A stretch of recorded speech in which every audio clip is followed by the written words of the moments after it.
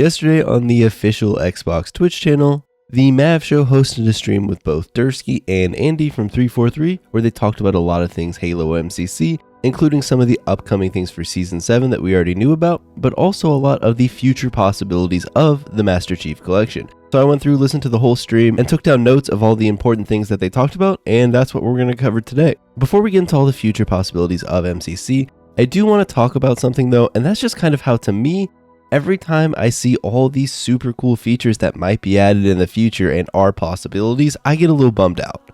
Not because I don't want these really cool features and these really cool updates, including the ones that we've already gotten, like the season updates and everything like that, but I get bummed because all I can think about is, what if we had these at the launch of MCC, or what if we had these a lot closer to the launch of MCC? Instead of getting all these really cool updates, probably post Halo Infinite if they come at all. I know 343 has confirmed that MCC is still going to get updates and support after Infinite, and it's hard to know exactly what that means, but at the very least I imagine less people are going to enjoy a lot of these cool features than they would have had they come out before Infinite, because I know personally, while I may check into MCC occasionally just to check out new features, I'm not going to play very much MCC after Halo Infinite comes out because I want to play Halo Infinite. I want to play the new game. I think some of these features could have really transformed MCC and built up the PC side of Halo and just the Halo community even more prior to Halo Infinite than it did. Don't get me wrong, MCC coming to PC is absolutely awesome and I'm glad it did. And 343 no doubt has really improved MCC over the time that it's been on PC. But some of these features are just so cool and I wish we would have had them earlier. I know obviously things take time to develop and engineer, but I just get a little bummed out knowing that some of this stuff is going to come so late that people just aren't going to see it. Anyways though, let's get into all the features they talked about. So the first couple things I want to talk about are Season 7 related, and that's the Halo Infinite Mark 7 helmet that's going to be in Halo 4. This is going to be in the exchange, so if you want to buy the Mark 7 helmet when Season 7 drops, make sure you have some season points built up because it is going to be in the exchange, similar to some of the other cosmetics in the past.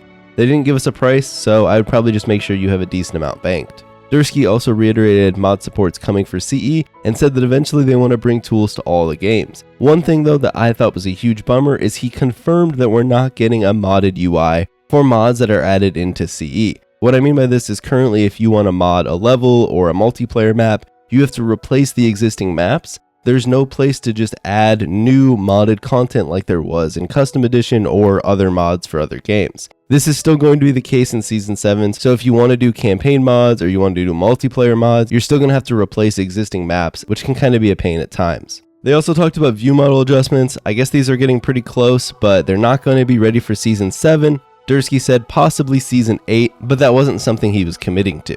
Beyond Season 8, they did just talk about some features that are possibilities in the future. None of this stuff really has timelines set to it, so who knows when it's coming or if it's coming, but some of these features are super cool.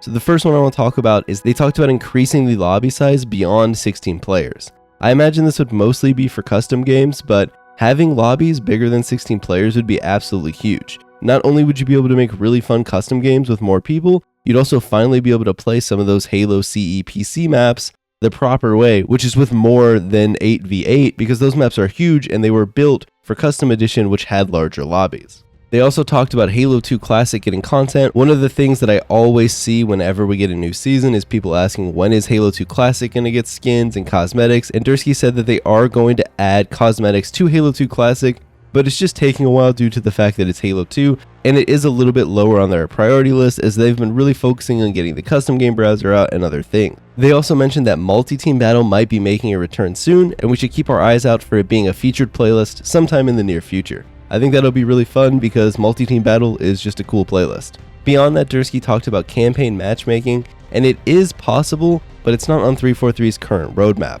This would require a lot of work on their end as they basically have to take campaign from peer-to-peer and make everything be on dedicated servers. So while I know a lot of people want campaign matchmaking, it doesn't sound like we're going to get it anytime soon, or possibly even at all since it isn't on the roadmap. They're also looking into join in progress for matchmaking. This would allow players to join in the middle of games to kind of replace players who have left the game early. Dursky mentioned that this might be something that they would do a flight for. I've always been torn on join in progress for Halo games because Halo isn't like COD. You can't really just drop a player into the middle of the game, especially a game that's going poorly, and expect them to really have a good time.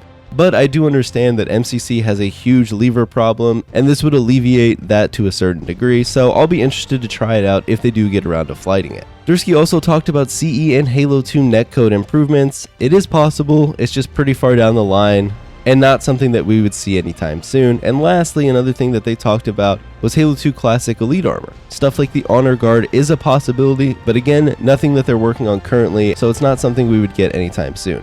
So these are all the features that are coming soon and just the possibilities of Halo MCC in the future.